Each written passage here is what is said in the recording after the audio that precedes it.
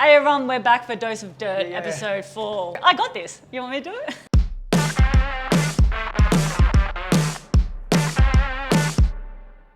All right, everyone. This is Mike Sleater. I'm with Jenna Slavin and X Games gold medalist Corey Creed and local legend here on the Gold Coast. Thanks for having me. Welcome to another Dose of Dirt. Today we have a lot to cover, and that's a good thing. We've sat on our butts for a few years with COVID, and there's just event after event, product after product, a lot to talk about. So We actually have so much to talk about. We have to decide what we're going to talk about and what we can cram into this session. Yeah. So let's go WSX first. Yeah, of course, because that's the biggest thing that's, I think, has happened over the last 2 weeks. Yeah, definitely. Yeah, we've, it's actually a Gold Coast company at WSX right down the road here. So we've been privy to understanding a little bit about how this works, more that you could say than the rest of the world. Yeah. And Aaron Tanti was down on the Gold Coast Sand representing the company. Yep.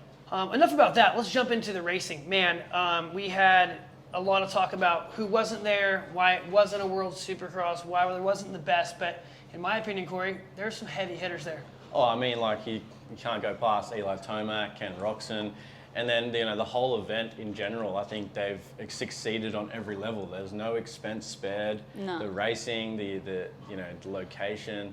And commentators, Jeff Embing, Ralph Shaheen. So Christian Meade. Yeah, I think they some household names. Yeah, for sure. So killed it on every level. Yeah, it was one thing that I was looking at is what's the environment going to bring to Ken Roxon, Eli Tomac, that battle.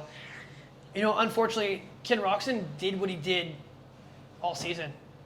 Lightning speed, super fast in qualifying, super pole. Super pole, one super pole. When it came down to racing, one mistake, tucked the front, and went down, and Eli did what Eli did all year long. Eli Tomac has once again proven he's the best. He won AMA Supercross, AMA Pro Motocross. He was dominant at Destinations, and now he goes to Cardiff, Wales, where they haven't seen a Supercross of this magnitude, which is epic, and he showed he was dominant. Yeah, and he did it quite easily, in my opinion. I think he didn't really ride out of his comfort zone.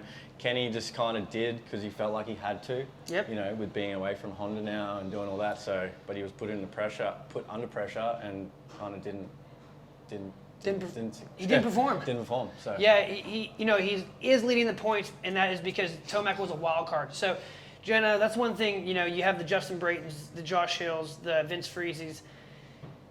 Is there anything when you were hoping to see that didn't perform? I think we were leaving out an Aussie legend that had a little bit of a mishap. You're steering me straight into that one. I mean, I know Chad Reed, maybe he wasn't going to be up there in the actual final points or whatnot, but it still would have been awesome to see how he finished overall.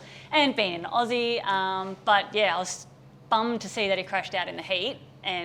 For a fuel pump issue. So yeah, he was very vocal about that. He was very vocal about that. He's pretty upset about that, as you kind of would be. But it's a shame that he's actually broken though. Like he won't be. The hand, the shoulder, and ribs. So and they pull apart the YouTube channel. Really, they did really good for the whole event. They showed the crash.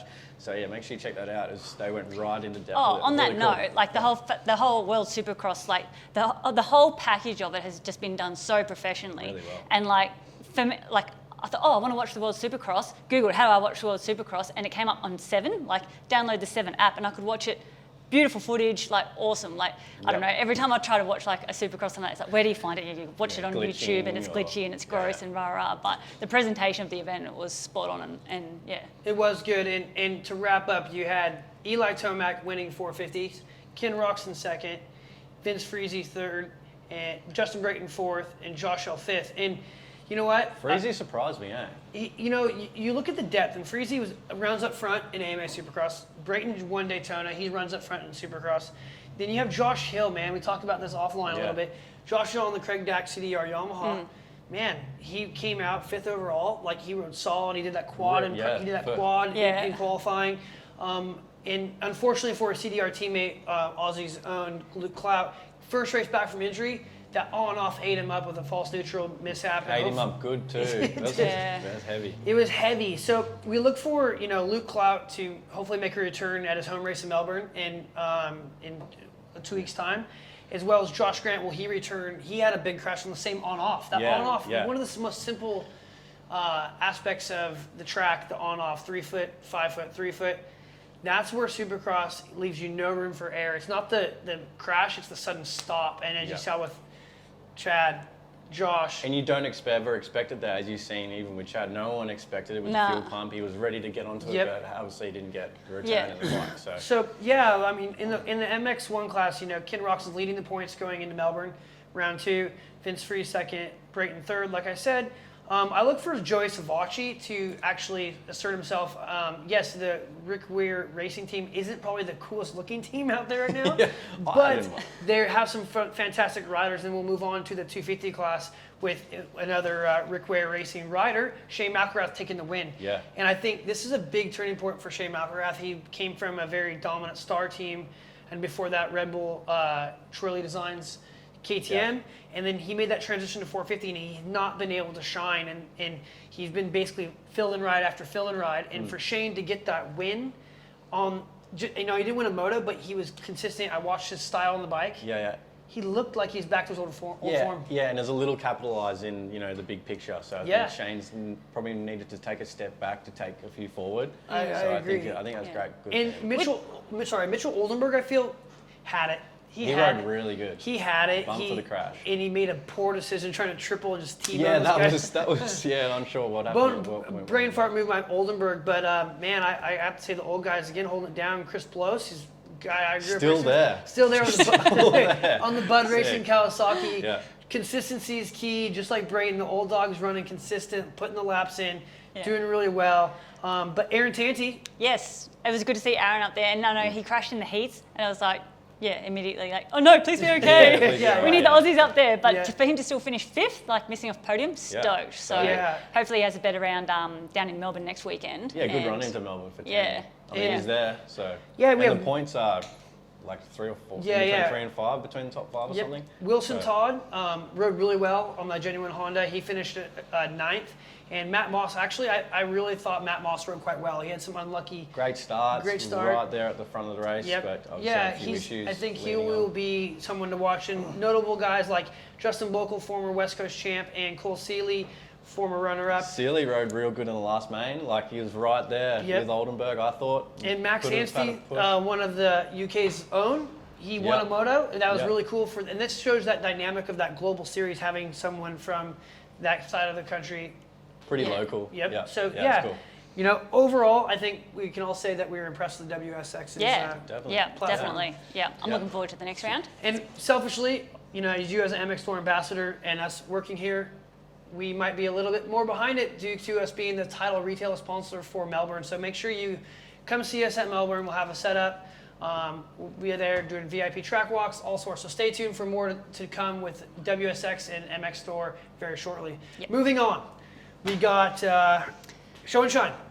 Show and Shine. We had our Records and Checkers Show and Shine event here on the weekend as well. So what that was, we were displaying our lovely bikes, which are out of the shot. I thought they were behind us, but they are. They are there. Are they in the shot? Yeah. Anyways. Cool. So we unveiled the bikes for everyone to see, and the event was a good success. We had, what do we have? The Stasic bikes getting around. We had this guy was Epic Beta. Yes. He had some $35,000 Cowies. There was some nice bikes here. That KX. Holy. Yeah. You probably all know what we're talking about because I think every second story on Instagram is Ned's KX. Show and Shine, always KX. No, I thought that KX was something I've probably never seen before. Every bit of detail, like he did not miss a single bit of detail. Absolutely, and there was that 94 CR125 that was really close. I think it was more just subtle, like it was more like the more you looked at it, the more it gave. But talking about bikes, if the community didn't come, there would be no event. So all of you that showed up, thank you. That you guys made the event. We appreciate you guys. Thanks for tuning in to the show, obviously. And tonight, and it's not over yet. And this show isn't over yet. Stay tuned tonight. We'll be launching episode 8. Yep. And it's a lot to come. We'll see the bikes on the dyno, so you can actually see how they actually are performing. And then we still have more episodes to come too. We've got the test ride day, and so stay tuned. Yeah, so all of you that came, thank you. For those that you didn't come, you missed out. See you at the next one. Start planning for the next year's. Yeah. What else we got going? We've got the Australian Junior Motocross titles were on after a bit of a hiatus due to COVID. So that hadn't been on for 2 years, I don't think. So it was great that event actually ran Yeah. well up they at Rockhampton. They got a bit unlucky with weather at the start of the week, but then Yeah. it looked like It it turned got great. on. Turned on. So. Yeah, it was really cool. Dylan O'Keefe and Luke Reardon were up there on behalf of MXstore. We did track walks each day, provided some, line choices, some support, and of course the biggest hit would be the MXstore and Fox ice cream giveaway. So the kids that picked up tear-offs on the track and brought them to the store, they got free ice cream. But Yeah. you know what? Let's be real. We don't have time to list off all you winners but for all you riders that went out to junior Aussies that qualified or didn't qualify, keep charging, keep training. It's good to see you back on the track. And special shout out to one young Grom you were talking about. Yeah, Billy Waldwell, good little Yeah. mate of mine. He killed it. So Yeah, he got an Aussie MX title, Store so- rider. And Yeah. for all of you other riders that got on the podium, congrats. Yep. You're on the right track. Billy cleaned up the 85s in the under 14 to 15 15s. years, I Yeah, think, yeah, yeah. which was epic. And another standout was that Caden Minor. Caden Yeah. Minor, yeah. He's had a really Menard. good year, Yeah, by the yeah. sounds of it. Yeah. So he cleaned up Yeah. the 250 four-stroke class and the 125 class in the under 15s. Yeah. And he's also the current MX3 D or MX3 champion Yeah, at Pro Motocross, so so- he's definitely one to yeah. watch. And next year he's going to be, it'd be good to see him step up. Step up, There's for a sure. lot of talent right now coming through, right? Yeah. Like there's no It is shortage exciting. of talent. It's when you get to that stage where it's like the next generation's coming through. Yeah, it's like, I went to MX Farm, I went to the Beta 125 and just got lapped by a few juniors. I was like, okay, Yeah. cool. See you boys. Yeah, the level. I'm just testing. The level's been raised, and like I said before, keep training, keep working with those coaches, Yeah. stay dedicated, and most of all, have fun. Yeah. This is a fun sport. Stay focused and have fun because this is a fun sport. Don't suck the life out of it just for a result. So Yeah. if you see us at the track, come by, say Yeah, hi, come say good day. all you juniors, and Yeah. continue to have some fun. AORC, we're jumping to AORC. Wrapped up Yes, the championship at that's Tasmania, finished. the first ever AORC in Tassie, I believe. And man, let's just say Kyron Bacon dominated E1. He was the guy to beat all season long. He's been on an absolute tear. Went to ISDE, rode well, came back, and just finished off the last 3 rounds with a win. Wrapped up the title. E2, Josh Green, same thing, last 3 rounds, dominated, wrapped up the title. Yeah. And E3, Andrew Wilkes, he played was pretty consistent all season.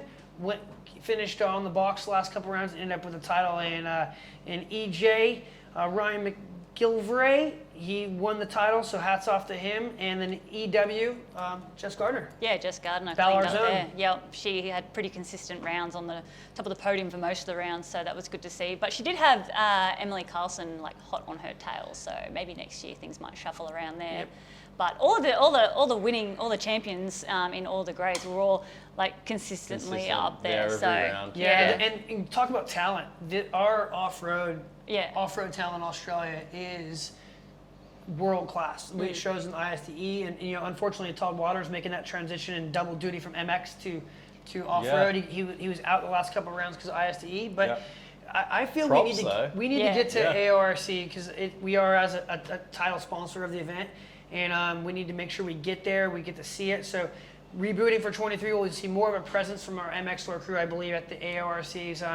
Great vibe, great competition, but wrapping off that, I do feel there's going to be a bit of competition. We just saw on social media, I have no intel whatsoever from a formal announcement, but the Grand National Cross Country Series from America is coming to Australia. Yeah. CC. So what is going to happen there? Is that a reaction? I feel that's a bit of a knee-jerk reaction from the Coombs family to Global Supercross because that is the AMA Pro Motocross Yeah. series. Yeah. So let's see how that plays out. We're going to be supporting our own at AORC, but let's see what comes from that GNCC and more to come with that. So stay tuned. We've got a few. Corey, do you want to fill us in on what events are on and what's cancelled and stuff like that? I think you're up to date with. Yeah. So we have Transmoto cancelled this weekend, but Yeah. we're still going ahead. Conondale Classic weekend.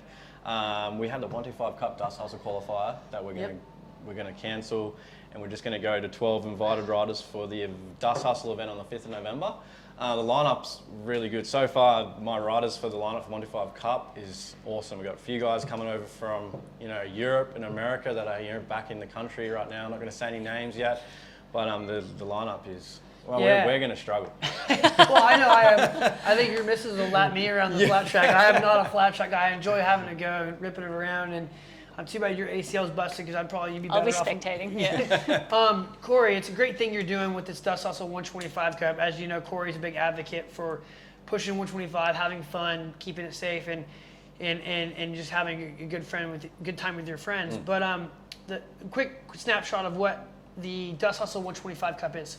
Yeah, so it's an entertainment race basically that we get 12 to 14 invited riders. We got 3 races, but the races are 15 minutes in between. So it's complete entertainment. Everyone doesn't have to be there for the whole day to watch all the racing. Yep. It's more so about just the racing and the fun done as soon as possible, and then everyone can get back to enjoying Dust Hustle for what Dust Hustle is. And So, Dust Hustle is not a race; it's more of an expression session, like Corey said. Yeah. And the 125 is a featured race amongst the event. Yeah. Yeah, and we got like some of the best flat trackers, some of the best speedway riders, some of the best, AMAs, flat dirt trackers. Yep. And then Man, there's us. for quite fun event, it's bringing all like-minded. It's a fun event and it's not a race. It's turned into be one of the biggest races in the country, so it's going to be cool. It's going to be Yeah. good. So if stay tuned for Dust Hustle 13. Is it? No, November 5th, but Dust Hustle 13. Yeah. Dust Hustle Sorry, 13. yeah. McDowan Raceway. Yeah, so Nick we'll Dillon put the Raceway. link below Yeah. to register. It's going to be a great event, great Yeah. product. And definitely come out and watch at least if you're not riding, because it's And also- definitely a spectacle to see. Yeah. And also stay tuned for more information on Transmoto. We're a big part of that series, and they've been having a rough year with weather. This year's been rougher with weather than it has with COVID shutdown. So look for more information on when these Transmotos are rescheduled. Also, Coffs Harbour they're going to postpone. That's usually a kickoff. So stay tuned on some more information of another venue for what the Coffs Harbour Stadium Cross is.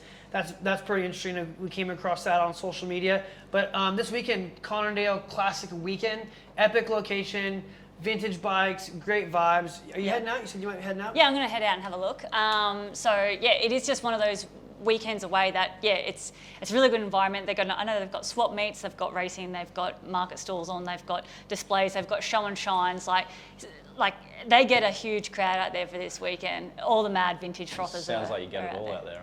Yeah. And then Conondale as well. Yeah, Yeah, and at Conondale, Primo. Basically, if you build it, they will come. Yeah. Conondale has the track. They're going to have the best bikes in the country. Yeah. And some of the best people. So if you have a free weekend, get up to Conondale. There's a very few. I think as of yesterday, there was 20 spots available, and we want to sell this thing out. So support the club, support the event. Once again, link below 19, for more I haven't booked my information. spot. And so Jenna, three products in 3 minutes. Is it at that time? It is that time. So I'll start. Yeah. Today I want to talk about the Ballard's titanium foot pegs. So these are incredible. They are this one here. They are so sharp. Like when you have titanium foot pegs on your bike, your feet don't go nowhere. And like if you have a problem with your feet floating off the pegs, then this will stop it because And they I'm won't an go advocate anywhere. for that. Yeah, Slippery you run feet, these. So Yeah. I run the Ballard foot pegs. Yeah. I think we all use them. Yeah. Even my 11-year-old son is MC65. Yeah. It's But the best. Sorry, cutting you Yeah, off. yeah, right. These are like one of those things that they're shiny things, but they're also very effective. So yeah. trust us. If you don't have the Ballard's foot pegs, get them. Yeah. Yeah. Yeah, like going overseas for competitions, it'll be like handlebars and foot pegs and exhaust pipe. So Yeah. that's amongst the Yeah, part list. and these Ballard's ones are priced well. They're $289, which I think is a little bit cheaper than most of the other brands that are out there, and they do the same job. So get amongst the Ballard's foot pegs. Yeah, do yourself a favor. Upgrade your bike. Available for a large range of models. Yeah. So up to you, Corey. What do you got? So ARC lever, I run these durability, strength, got a lot of different setting options here. And most of all, it's cockpit feeling. And so I the feel- settings, Corey, they allow where Yeah, the so lever they actually allow is. how far you want to come out and pretty much. Yeah, all that's about it, machine but- quality. It's super lightweight. Yeah, lightweight. That's a trick. But for me, it's feeling. Okay. There's some levers I just don't like the feeling of. Yeah. Okay. But these I really love the feeling of. Yeah, So- now- And Nowadays you've got two there. Yeah. Are they the same? So this is the composite, this is the aluminium. So, personal preference. They're most the same, but personal preference for me is the aluminium one. Super I've light, had man. some pretty gnarly crashes, quarter pipe, airbag stuff, and these have lived to tell the tale. So And those composite ones, the material of them actually bends. So Yeah. like they're actually pliable. So it's not Yeah, a matter of I them think just. they're like a life. It's impressive. Yeah. That's been. Yeah. I've actually I should put those on my little guy's bike. Those are pretty rad and You not never change have to buy levers. levers again. So. Yeah. Well, that's pretty rad. And it's on to me. I have the Muck Off Punk Wash, all biodegradable, safe for the environment, alloy can, handy stand. This is also the official cleaner of Records and Checkers. We've worked on some pretty rotten bikes that you saw, and even for the environment, you know, a lot of people nowadays, you don't want to be sending bad chemicals down the drain out into the ocean. We live in the most beautiful beaches in the world here in Australia, and we do not want to be sending some gross product down the drains and out to the ocean. So we trust in Muck Off, some of our products, especially Records and Checkers, to clean our bikes. So yeah, even the package is environmentally friendly. So check it out. Great product. Online, see description below to get your own Muck Off. It's it's a handy product, great brand as well. They've done a lot for the sport the last couple of years across bike and moto. Yep. Yeah. What's next, Jenna? What do we got going on? Well, that's our 3 products in 3 minutes. So let's have a quick chat about what's coming up. Yeah, lots. Which DustHustleEats.com. Dust Hustle, All Nitro World Games. Supercross, Nitro World Games, man. Okay. Yeah.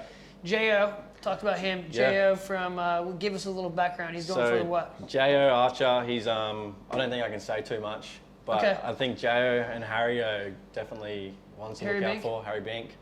I'm nervous. Yeah, I'm man. nervous for the Nitro World event. Games is in Brisbane? Brisbane, Suncourt Stadium.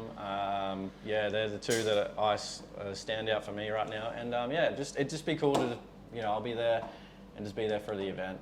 Cool. So you're not competing. So you're not competing. No, they decided not to bring the quarter pipe for it. So I was in for best trick quarter pipe, but last second pull out. So unfortunately, but still going to roll on with my trick and try and go. when is the Nitro? 23rd, 24th, next weekend. Oh, next weekend. Yeah, Sweet. next So weekend. same weekend as Supercross. Supercross, yeah. So which is Oz Supercross and World Supercross, all in one event down in Melbourne next Big So weekend. if you're not making the trip to Melbourne, don't worry. You get your two-wheel fix in by Yeah. going to Nitro World Games. So once again, all links below on all these events. We'll give it below in the description.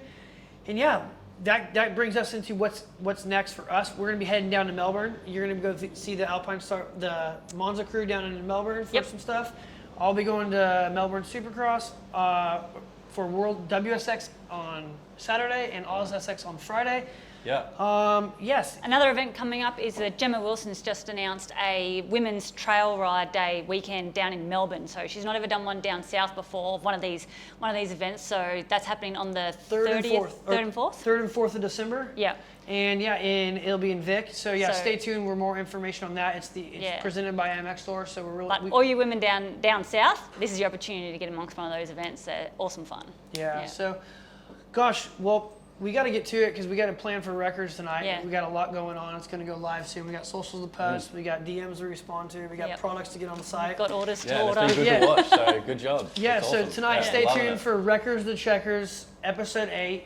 Remember, follow along. We have the comp coming up where you win your supply of Muck Off, your supply of Motor X, and a select amount of Maxxis tires for your bikes. So And what do you got to do for that comp? use that hashtag Records to Checkers. And show us your Subscribe, build. share. Like, ring that bell. He's on autopilot. You know the deal. Yeah. You know the You deal. know the deal. Yeah, you got to show us your before and after photos of your bike that you've record to check in. Yeah. So once again, thanks for tuning in to another episode of Dose of Dirt. Corey, Yeah, thanks thanks for for coming coming in. out. Thanks for having Jenna, me. Thanks, weapon man. as always. Thank you. Thank you. Have a good week and see you at the track or an event near you.